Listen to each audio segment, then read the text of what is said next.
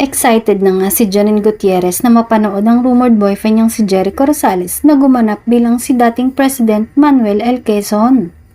Last week ay inanunsyo na ang kapamilya actor ang bibida sa pelikulang Quezon na bahagi ng Bayaniverse ng TBA Studios. Shinare ni Janine ang kanyang excitement para sa pelikula nang makapanayam siya ng entertainment media sa isang event.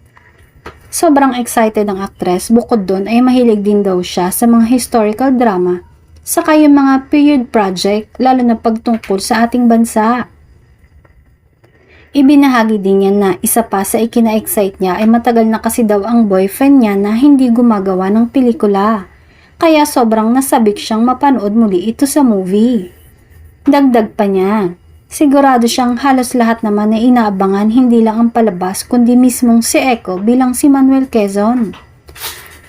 Magbabalik serye naman si Janine kung saan muli niyang makakapareho si Jericho pagkatapos nilang magsama sa Lavender Fields. Sinabi niya din na excited din siya na magbahagi ng tungkol sa susunod nilang pagtatambalan ng aktor, ngunit hindi pa pwede sa ngayon.